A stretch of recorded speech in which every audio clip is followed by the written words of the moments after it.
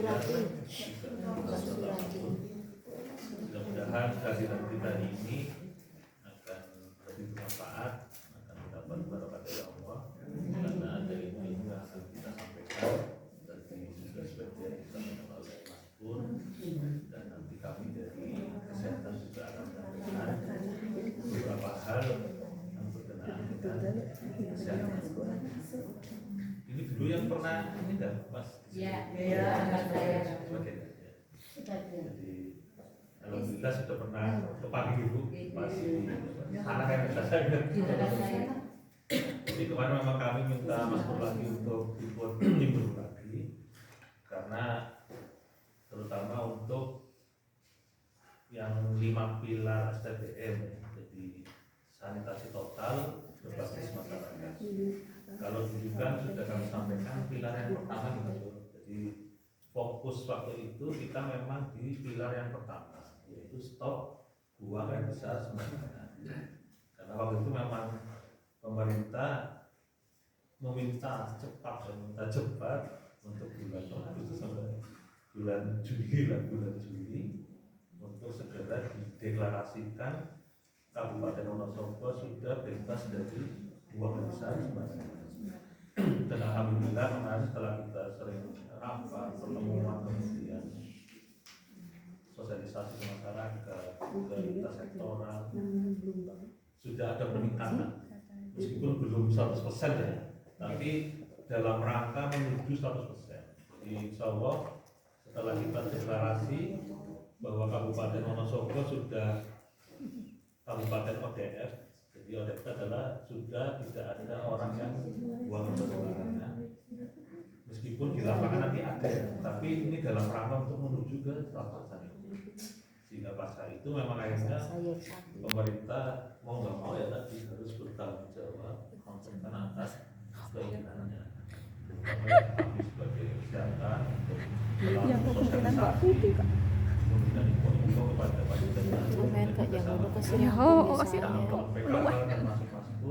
demi sahabat saya, demi Pak Pur. Karena STBM ada 5 pilar, itu memang Kementerian Kesehatan itu targetnya 5 pilar itu ada di semua desa dan kelurahan. Jadi yang pertama kan tadi ya, pilar utama stop PAPN. Yang kedua adalah cuci tangan pakai sabun. Dan ini insya Allah sudah semua, nah itu kayak 100% lah. Hampir semua orang itu sudah kita kenalkan bagaimana cara cuci tangan pakai sabun yang benar dan baik. Terutama kemarin ya, pas masa-masa COVID pandemi itu. Tapi ini harus tetap dilanjutkan ini Ibu. Jadi cuci tangan pakai sabun itu tetap harus dilanjutkan meskipun COVID sudah berakhir. Jadi kebiasaan cuci tangan pakai sabun, kalau mau makan kan ya, makan, kemudian habis cebok ya, habis tadi apa BAB, kemudian mau masak ibu ini, kemudian mau menetei putra bagi yang punya apa, bagi kita yang masih menyusui itu harus rajin cuci tangan pakai sabun. Karena hasil penelitian WHO itu 40% itu bisa menurunkan kasus diare. Kan sangat gampang kan ya? Kalau kita seperti CTPS itu nanti kita terhindari dari penyakit mencret. Kecuali sih hobinya makan sambal pedes tuh. Tapi ininya kalau mencretnya karena bakteri itu akan terhindar. Tapi nih mencretnya gara-gara sambal setan tuh ya. Itu angel ya. Itu di luar teori kesehatan tentang bakteri. Jadi ada waktu-waktu kritis untuk cuci tangan pakai sabun. Tadi ya, mau makan, habis BAB, mau menyusui, kemudian habis berkebun, kemudian mau masak. Itu kalau bisa kita disiplin di poin-poin itu supaya kita terhindar dari kasus diare. Karena Mojo Tengah tetap bolak-balik tetap ada kasus diare. Bahkan sering tuh ya. Mojo Tengah kan trennya mencret kalau budigen dulu. Kami punya data tuh tiap hari itu bolak-balik budigen, mencret itu sering.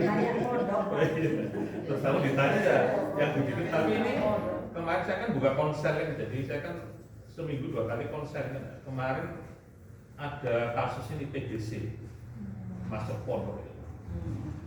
Kemarin ada beberapa pondok Al-Mubarok, kemudian Al-Asariyah Pusat ya, itu ada beberapa santrinya yang kena TBC. Ada kan, apalagi yang di Al-Asariyah itu cewek asli Banjarnegara. Saya nanya, jadi kan satu kamar berapa orang Mbak? Katanya sekitar 12. Terus saya kan ini harus waspada kan, TBC kan menular cepat. Ada kami kemarin memberikan konseling. Kalau TBC kan jadinya penyakit yang mudah dihindari. Jadi bakterinya itu akan mati kalau kena srengenge. Begitu juga yang ini yang apa? Yang skabies ya apa katanya. Jadi ditarik, kemudian ada ini angin-angin, ada pencahaya. Itu bakteri TBC akan mati. Rata-rata yang kena TBC tadi dia tidur atau terbiasa di sebuah ruangan yang lembab, nggak ada pencahayaan kayak gini, nggak ada pertukaran apa udara yang masuk, apalagi sinar matahari kan. Itu mesti saya nanya kamarnya ada jendela nggak ada Pak. Ini berarti kan udah pantesan ya. Akhirnya bakteri TBC itu tumbuh subur di kamar. Kemudian apalagi tidurnya ini nggak pakai apa, nggak pakai dipan, langsung apa lantai, kemudian kadang kasur makanya yang seperti itu kami sarankan harus rajin ngepeni di luar kasurnya, selimutnya dan sebagainya, minimal seminggu sekali. Tapi intinya kalau yang hadir di sini tempat tidurnya belum punya jendela, minta tolong segera diberikan jendela. Karena kemarin ada juga orang Kerasak itu, orang Kerasak yang kena, saya sebutkan. Saya nanya, dia ikut suaminya ya tadi kamarnya nggak ada jendela. Ya, saya sarankan padahal dia secara ekonomi mampu lah untuk bikin jendela, karena dia kan punya kios di pasar, berarti kan mampu. Akhirnya saya sarankan Mbak, kalau dengan tidak berkelanjutan penyakit TBC-nya, apalagi nanti bisa yang lain kan di rumah itu ya, tolong kamarnya dibikin apa? Jendela. Supaya ada pencahayaan, ada pertukaran udara dan sebagainya. Jadi TBC rata di konsen. Kemudian ini kan berarti waspada ya, karena sudah masuk ke pondok Al-Mubarok. Apalagi Al-Mubarok, apa santrinya kan ibu ya. Saya kan sekarang saya sering sebulan sekali masuk Al-Mubarok karena Al-Mubarok sudah punya depot air minum. Jadi itu harus melalui kami pengawasan dari kantor. Kemarin perizinan sudah kita urus, kemudian sudah keluar. Kemudian kemarin saya nanya, ini per hari berapa galon Mas yang mengelola? Itu ternyata satu hari itu hitung satu bulan itu 400 galon. Jadi satu hari kan mungkin berapa ya? Bahkan lebih. Ini kemarin saya tanamkan. Nah yang ideal kan kalau yang untuk pemasaran itu kami periksa 3 bulan sekali Mas Pur dari itu kita periksa untuk labnya, ada mikrobiolognya, ada bakterinya. Tapi Al-Mubarok kemarin kami minta sebulan sekali kita ambil sampel karena sudah tiap hari itu banyak sekali dikomisi oleh santrinya supaya tadi pengawasan kualitas airnya itu selalu kita pantau karena bahaya yang konsumsi 6.000 kita nggak pantau airnya berjabat tidak kan nanti berisiko ada keracunan dan sebagainya. Dan alhamdulillah Al-Mubarok mau bersedia. Jadi karena tadi ini kebutuhan ya, karena itu termasuk penghematan selama ini kan beli ya, begitu kita mengeluarkan dipindah aja karena sudah punya alatnya sendiri dan kita pantau kita lakukan. Jadi ini tadi cuci tangan pakai sabun itu memang berkenaan dengan air. Di airnya itu harus kita yang mengalir, kemudian yang sehat dan sebagainya. Terutama kebiasaan makan ya. Di rata-rata kan belum menjadi apa kebiasaan kita kalau mau makan itu cuci tangan pakai sabun. Bahkan kita malas banget. Tapi sekarang kalau bisa diingat, saya mau makan harus cuci tangan pakai sabun. Apalagi kalau misalnya kita bepergian kemudian mampir ke apa rumah makan atau warung makan itu itu terutama itu cari cuci tangan pakai sabun. Dan kita sebenarnya kan resiko tercemar tangan kita dan sebagainya. Ini yang kedua adalah pilar adalah CTPS, cuci tangan pakai sabun. Kemudian pilar yang ketiga itu adalah mengelola makanan dan minuman. Jadi ini juga penting kita sampaikan karena beberapa penyakit itu ditularkan lewat media makanan dan minuman. Dulu pernah saya sampaikan ya di Sisa kita memasukkan penyakit tak tulis yang nulis tikus itu leptospirosis belum ya. di sisan wae.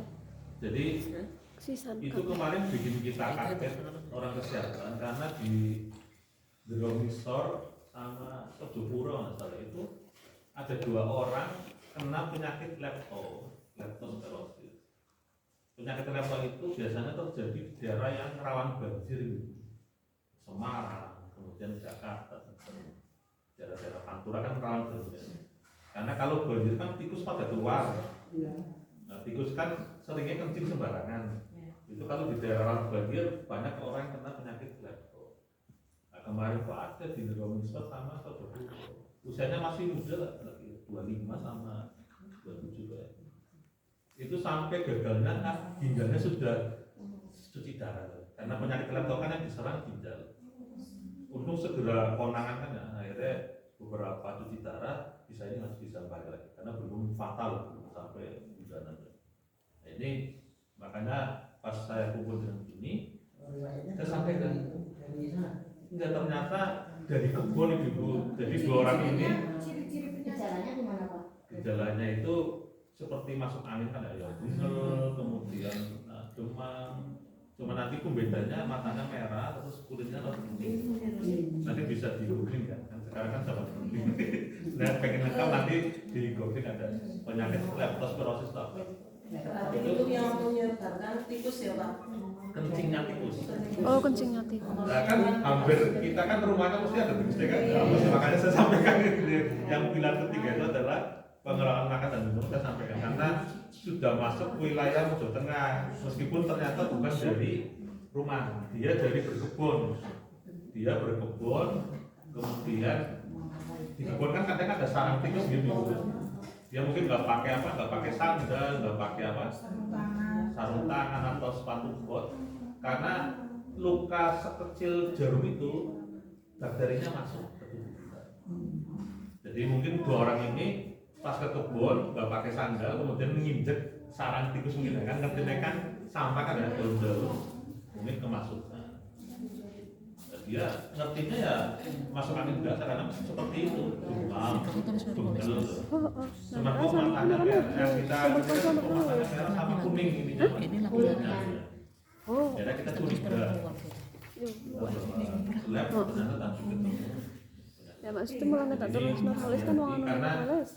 di rumah mesti ada tikus. Saya mesti ada tikus di rumah. 1 2 ada. Banyak Pak. Oh, malah Pak Pur mumet nek kan Betul, malah betul. siapa ngene? Ada sedikit itu saya. Aduh, ya sering. Pulang kampung Pak. Silaturahim. Jadi makanya saya sampaikan karena mesti masuk ke rumah kita dan tikus kan mesti sama ini kencing kan mesti makanya bau. Nah, yang pilar ketiga adalah tadi pengelolaan makanan dan minuman. Tolong kalau yang punya lemari ya dimasukkan lemari. Misalnya habis makan atau kita mau makan, jangan hanya terbuka di seperti ini. Atau minimal apa? Ditutup ya Pak. Ditutup pakai tutup saja.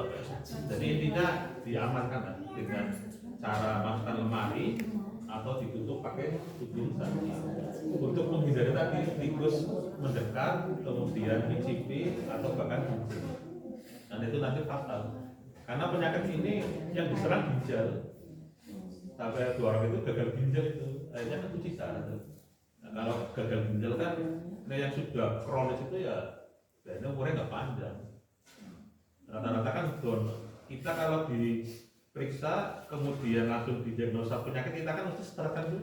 Iya. Mesti kan malah tidak survive, malah kita stres dan turun don. Apalagi tiba-tiba, ini kan gagal ginjal, mesti langsung stres. Orang bisa makan dulu kan itu mesti itu manusiawi. Kalau kita bisa kadang kita mau suntik baby stres kan ya, akhirnya tekanan darahnya naik. Nah, kemarin zamannya COVID kan, mau di apa? Swab aja banyak orang yang stres itu, akhirnya kan tensinya pada naik.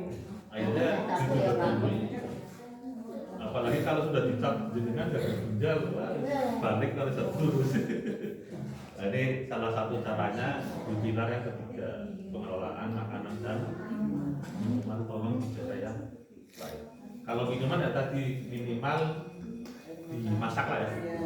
Kecuali kita kalau sudah beli yang air galonan itu memang bagus, karena sudah melalui proses ya, penyaringan dan sebagainya, ada pematian untuk bakteri itu sudah bagus. Tapi kalau yang kita ambil air mentah, misalnya dari PDAM, dari apa mata air, kita masak dulu sampai Benar-benar. supaya kuahnya mati. Jadi ini dua kunci di pilar yang ketiga. Jadi ini nggak asing juga, sudah kita lakukan. Tinggal tadi kita disiplin nggak untuk pengelolaan makanan dan minumannya.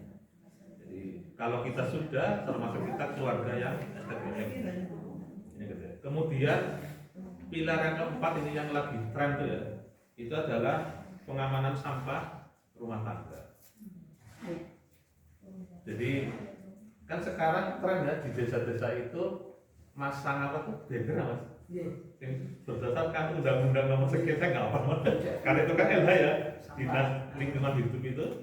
Kemarin saya lihat di Cangirjo, kemudian di lapangan Kemir itu ya, di apa Sukorejo. Itu sudah ada tuh. Saya lihat di sini kayaknya belum pasang. Sudah ya, sudah ada tadi ya. Jadi ada peraturan itu undang-undang nomor sekian, kita disuruh membatasi buang sampah. Itu memang akhirnya kemarin saya kan di Kelurahan Kalianget ya, di Sulawesi semua oleh Pak Lurah, kemudian nyampe ke semua warga tadi. Mulai tahun ini itu memang kita dibatasi membuang sampah, ada batasan maksimal. Kalau dulu kan enggak, kita mau sedikit yang monggo, mau apa? Banyak sekarang enggak. Dijatah satu desa harus sekian, misalnya kilo atau berapa meter kubik ya ukurannya. Nah, makanya ini pas dengan pilar yang keempat ini, jadi pengamanan sampah rumah tangga. Nah, kemudian apa sebab-sebabnya atau ini dalam pengaman itu apa yang kita lakukan? Yang pertama adalah tidak ada sampah berserakan di lingkungan sekitar rumah. Jadi ini poin yang pertama. Jadi kita disebut keluarga yang mengelola sampah atau pengamanan sampah, itu di sekitar rumah kita tidak ada sampah yang berserakan. Di sini masih ada nggak yang sekitar rumahnya sampah berserakan? Sudah nggak ada ya? Kali jajan anak-anak ya Pak. Iya, iya. Tapi intinya sudah bukan budaya ya. Karena dulu kan karena berani gitu ya. Ini berarti sudah kita mengamankan sampah. Kemudian adalah yang kedua, ada tempat sampah yang kuat dan mudah dibersihkan. Tertutup apa terbuka? Ya, yang bagus adalah tertutup. Karena tadi menghindari tikus datang mengunjungi tempat sampah kita. Makanya kan kemarin pas lomba ini ya, hatinya PKK ya, saya pas izin mbak, saya jadi juri, saya jadi juri tuh. Tapi ya, saya pas izin ngurusi order ya pas juri, saya nggak bisa bersama lagi fokus ngurusi order. Itu yang dinilai tadi untuk tempat sampah itu adalah yang tertutup. Yang tertutup. Kemudian syukur ada dua jenis, yang organik dan non-organik. Meskipun ini belum jadi budaya kecuali di kita di kesehatan. Tapi kalau bisa sih, kalau kita ingin disebut rumah tangga atau desa yang STBM, itu yang pilar keempat tadi dalam pengamanan itu tempat sampahnya harus yang kuat, kemudian tertutup, tidak sampai yang misalnya gampang jatuhan dan sebagainya. Apalagi terbuka, saya masih lihat banyak yang terbuka. Kemudian yang ketiga adalah ada perlakuan yang aman, yaitu tidak dibakar, tidak dibuang ke sungai, kebun, saluran drainase atau tempat terbuka. Ini masalah dibakar itu memang dinas LH itu memang nggak boleh, ada undang-undangnya itu. Terus gimana Pak? Pemilahan, jadi yang bagus itu pemilahan karena plastik kan termasuk anorganik. Itu nanti yang anorganik itu dibuang di TPS itu tempat pembuangan sementara. Nanti mereka yang simulasi sampah itu adalah dinas LH. Itu ada boleh dibakar tapi dengan alat namanya insinerator. Ya yang alat besar kan, itu panasnya minimal harus 800 derajat Celcius. 800 derajat loh, yang bukan 100 derajat, berarti ini kan 8 kali. Itu juga dinas LH lagi mengusahakan seperti ini. Makanya saya pas kenapa dengan LH itu, saya kesadaran memang harus bikin namanya DPLH, Gabungan Lingkungan Hidup. Itu saya pernah protes dengan dinas LH, apalagi puskesmas kan harus dan biayanya memang mahal kan. Puskesmas kami itu tiap tahunnya untuk buang sampah itu hampir 1.200.000. Jadi untuk buang sampah kita bayar per bulan itu antara 1 juta sampai 2 juta. Berarti kan 1 tahun 12 sampai 24 juta. Nah kalau rumah sakit untuk buang sampah itu 1 bulan 200 juta. Iya rumah sakit karena kan sampahnya ngeri ya, ribuan pasien. Jadi seperti itu. Nah, rata-rata kalau yang sampah medis memang kami bersama dengan pihak ketiga itu langsung dikirim ke Semarang. Kemarin kita kasih banding ke tempatnya memang kayak pabrik besar, kemudian alatnya itu muat berpuluh ton. 1 jam itu bisa masuk 10 ton sampah medis. Berarti kan misalnya sehari 24 jam itu hanya istirahat 1 jam. Tinggal kalikan aja, berarti kan 23 kali 10, berarti kan 230 ton dia membakar ini sampah medis, termasuk plastik. Makanya biayanya memang mahal. Rumah sakit itu per bulan 200 juta untuk membuang sampah. Nah, kami Mojo Tengah kan bukan rawat inap ya, itu 1 bulan 1 sampai 2 juta bayar buat sampah. Iya. Tempat itu sampah ya? Karena memang sampah itu berbahaya apalagi yang dari kesehatan. Nah, dari kan sama-sama tadi yang berbahaya itu ya plastik, kemudian baterai, yang kadang ini ya batu baterai, kemudian yang lain-lain. Nah sekarang itu jenisnya ada materi tentang sampah ini yang lengkapnya. Itu kenapa kita tidak boleh buang sampah sembarangan? Karena memang diurainya yang baru lama sekali. Misalnya botol itu 50 tahun lagi. Kemudian misalnya plastik itu juga ada yang 50 tahun. Yang nggak bisa diurai itu yang tadi styrofoam. Itu sampai kiamat ya aja styrofoam itu. Makanya kalau bisa kita jangan budaya itu misalnya kita berdagang ya jangan pakai styrofoam. Karena itu tidak bisa diurai sampai kiamat ya. Mana nek ditopong Pak mambune Cek ditopong dadine rames kae. mambu banget. Harus dibakar juga tidak bisa diurai anunya. Jalan anunya tidak bisa. Makanya hati-hati karena sekarang kan trennya bakul-bakul cari enak kan. Itu betul. Kadang saya kalau bisa jangan pakai mending apa? Kertas kayak apa yang untuk makanan atau Kertas minyak. Ini kan mungkin susah ya. Tapi karena tadi kita itu mikir sampah itu berpikirnya itu ke depan ya. Supaya anak cucu kita itu bisa menikmati bumi juga seperti kita saat ini. Karena kalau kita egois kan ya tadi, berarti kita tidak sayang kepada anak cucu kita.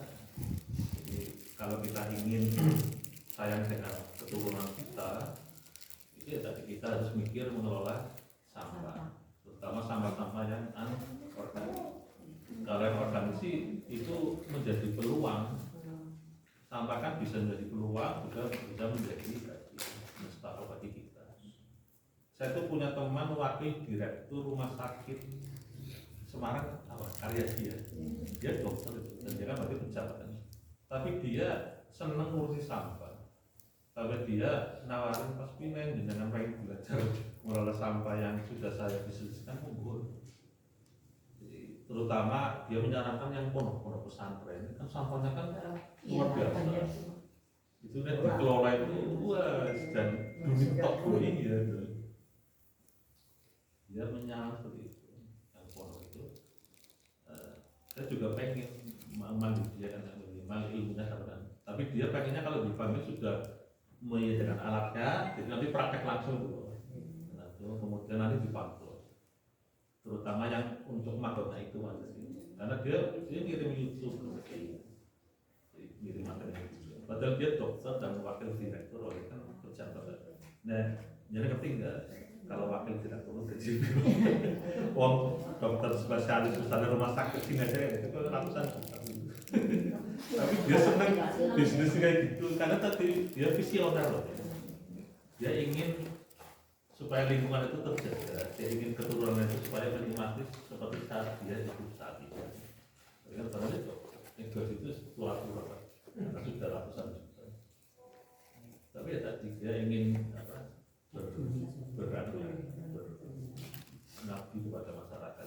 Tapi dia rumahnya itu ya punya kolam ikan. Kolam ikannya airnya dari limbah ini, dari limbah rumah tangga, kemudian disalurkan. Itu yang kemudian maksudnya dia untuk pakan ikan, untuk ayam kampungnya, akhirnya muter sirkulasi. Jadi ternyata orang-orang itu malah sibuk beli kan ya, dan akhirnya menghasilkan juga.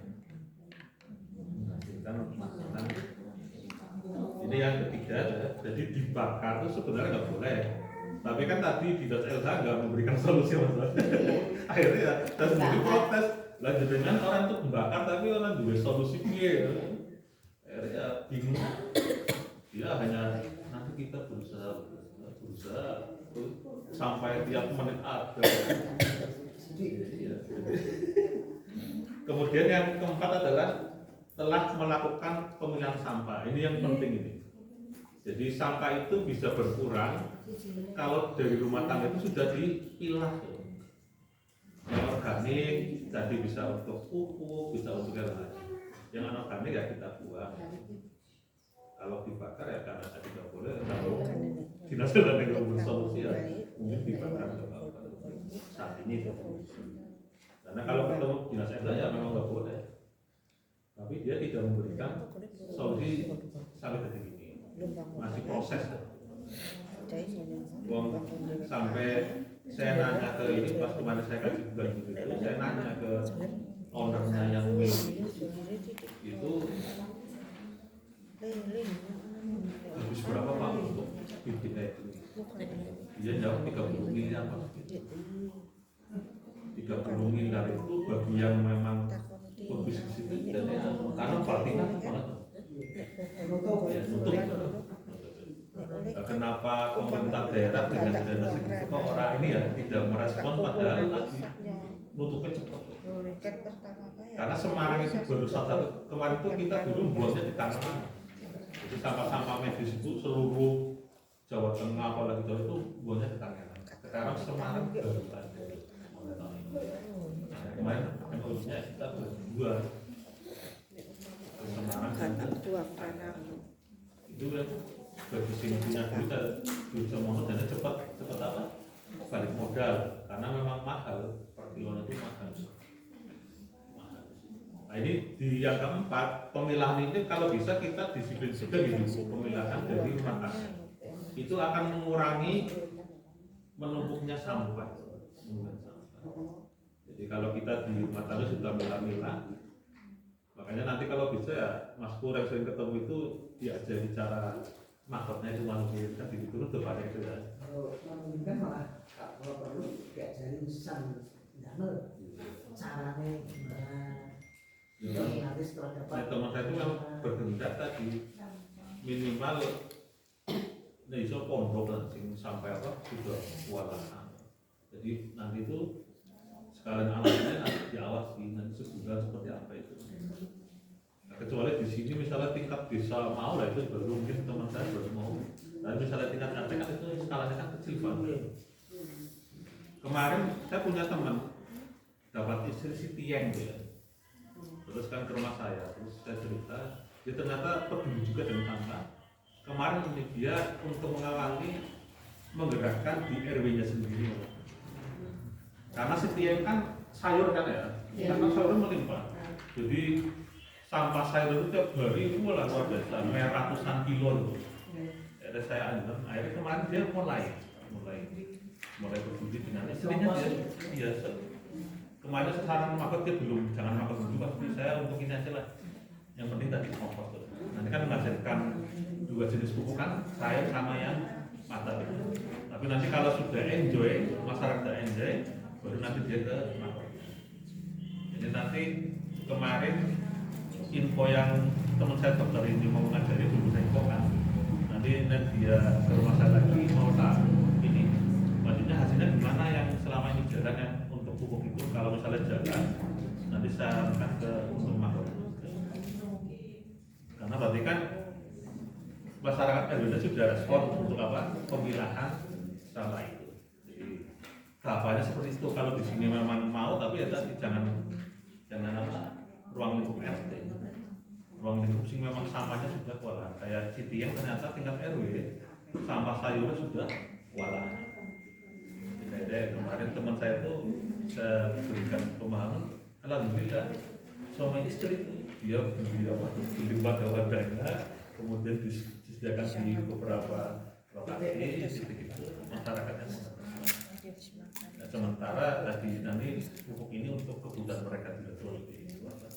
Yang penting mereka mau berusaha memberdayakan masyarakat, terutama di mana dia tinggal ya, tidak apa-apa. Karena kayak gitu kan butuh orang-orang yang jiwa berjuang kemudian mau berkorban. Padahal nanti di balik itu menghasilkan. Jadi sebenarnya ada sesuatu menghasilkan. Tapi kan untuk merespon masalah berat juga harus butuh waktu kan. Kita disarankan dengan pendekatan. Makanya kalau jangan mau mengawali mau di Kerasak ya. Apalagi Kerasak punya pondok. Membawa lambar kan ini kan punya pondok kan. Punya pondok, punya siswa. Saya juga kemarin habis penyuluhan kawan pangan di SMP ini. MTS kami undang Balai POM itu kemarin. Balai POM. Kemudian ternyata kan belum punya kantin. Dulu katanya pernah punya kantin, kemudian tutup. Akhirnya kemarin kita ambil sampel-sampel yang jajanan, yang bakul-bakul itu ya, ada 6 kita ambil sampelnya. Kemudian saya keliling ke kamarnya, kemudian ke dapurnya. Waktu seperti itu. Nah, ini pondok saya lihat sampai gimana ternyata belum memang karena kan yang jauh jumlahnya masih ratusan ini ya. Iya, 100. Belum ribu 200 ya. Namanya belum ini mas belum apa kayak barang gitu. Kalau nanti tapi kalau misalnya dikelola dengan baik ya. Tapi intinya kalau memang kita mau serius di masalah sampah itu nanti ujungnya itu sesuatu yang menghasilkan. Karena sudah ada beberapa pelakunya. Jadi gambar-gambar ini ya gambar-gambar yang tentang sampah itu. Jadi gambaran tidak ada sampah berserakan ya rumahnya bersih. Kemudian wadah sampahnya ini seperti ini ya, yang tertutup, yang kuat. Ya. Kalau bisa ya ada tulisannya organik dan organik. Itu masalah. Karena memang kedepannya itu semua desa itu menuju desa yang STBM itu. Kemarin sudah mulai deklarasi daerah-daerah Semarang. Jadi nanti kayak udah gitu. Nanti ada deklarasi desa STBM, ada deklarasi kecamatan STBM. Jadi ini kemarin kan baru yang pilar 1 kan itu paling berat adalah pilar yang 1. Karena pun dianggap ada padahal masih ini. Tapi kerasnya termasuk bagus kemajuannya. Ini gambaran sampah masih. Kemudian pilar yang kelima adalah limbah cair rumah tangga ya. Apa istilahnya yang dari kamar mandi, dari dapur itu idealnya sih harus dikelola dengan IPAL ya, ada instalasi pembuangan air limbah. Tapi minimal itu ini tidak ada genangan air di sekitar rumah. Itu sudah termasuk berarti anu lah bagus tuh ya tentang limbah cair rumah tangga. Nah, itu bukan berarti kolam ya. Ya, bukan ngecembeng, ngerti ngecembeng ya? Oh, kalau ngeten apa? Sabun itu Ya, misalnya kadang-kadang kebunnya yang desa-desa banget itu buang itu cuma di pelataran tok ya. Oh, iya. Dari kamar mandi air kan ngecembeng gitu. Ada itu. Nah, sini kan masuk sungai semua ya. Jadi Iya. masuk sungai sama kolam ikan. Enggak ada yang misalnya apa peceran apa peceran. Bahasa peceran ya. Karena itu bukan asli Wonosobo jadi bahasanya beda. Peceran. Oh, orang. Nah, itu kalau di desa-desa yang anu masih ada. Tapi nih, misalnya ini kan sudah kota ini, apalagi kolam ikannya banyak, sungai juga lancar, itu nggak masalah. Kalau dari kamar mandi, dapur, dibuang ke saluran irigasi atau drainase atau sungai itu boleh. Tapi yang bagus adalah ada ipalnya, karena nanti bahwa target untuk menuju desa STPO itu harus punya instalasi pembuangan air limbah. Jadi misalnya kita rumah kan ya, kita buang dari rumah tangga itu ada tampungannya gitu, kayak kolam, kayak bak kolam tapi kecil lah, misalnya kayak sapita gitu ya. Ada dari situ baru disalurkan ke ipal desa. Wonosobo itu yang sudah bagus Kalimendo. Ada yang pernah ke Kalimendo enggak? Itu Pak Kadasnya memang setiap titik itu dibikinkan ipal. Juara nasional itu. Baru ngerti tak jujur. Nasional tentang 5 pilar STPO. Karena Pak Kadas tadi setiap titik dibikinkan ipal. Jadi nggak ada yang sembarangan. Kalimendo kan untuk kaji banding. Sini ada yang aktif di PKK enggak? Pernah nggak kaji banding ke Kalimendo? Udah Pak. kita ke Gundur Madu. Oh, betul. Ya, ya. Kasih banding. Di Guntur Madu belum ada ipal ini yang rumah tangganya belum. Kalau yang mau lengkap itu Kalimendo. Iya. Jadi Kalimendo itu sudah 5 pilar STPO sudah. Ya memang desanya resik ibu, desanya resik. Terus apa pemilahan sampahnya bagus, sampai tas apa plastik kresek dibikin paving gitu. Jadi dari kresek-kresek itu dikelola kemudian dibikin paving itu bisa. Misalnya itu. Kemudian bank sampahnya juga bagus. Terus kolam ikan itu pinggirnya semua ada tanamannya. Bagiannya.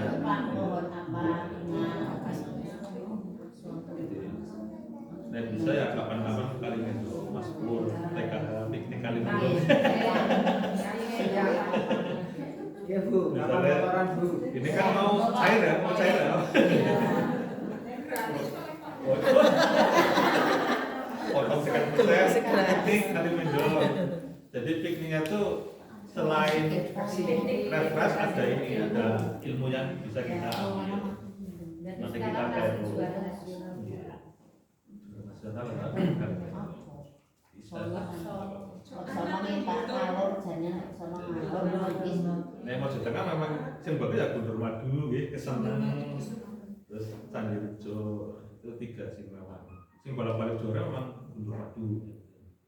Dulu Keseneng mengawali ya termasuk desa STPO di tahun 2016. Itu juara provinsi juga Keseneng itu. Jadi ini ya ada 5 pilar yang nanti semua desa itu dianjurkan, bahkan nanti lama-lama dipaksa kayak udah itu. Nanti sekarang sih masih ini lah masih anjuran supaya menuju desa 5 pilar STPO. ODM-nya sudah dianggap selesai. Sing belum punya nanti dalam tahapan dipunya. Apalagi kerasa tinggal sedikitnya kalau jadi nanti kemudian PR berikutnya sekarang ya sampah itu yang lakukan sampah limbah cair, kemudian yang tadi pengelolaan rumah tangga.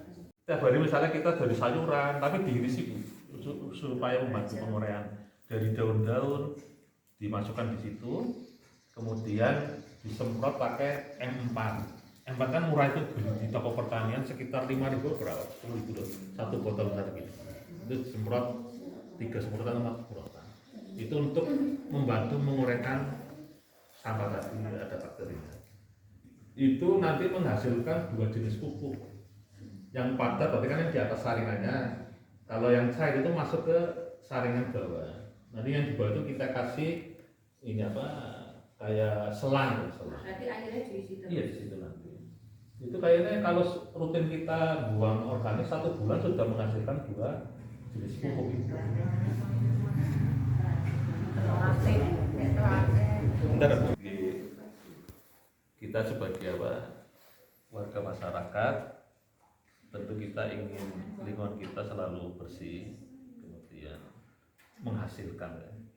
Ternyata dari 5 pilar ini ada beberapa hal yang bisa kita, selain ada keuntungan di sisi kebersihan, kesehatan, juga ada sisi yang menghasilkan, yaitu tentang sampah itu, pilar yang keempat itu.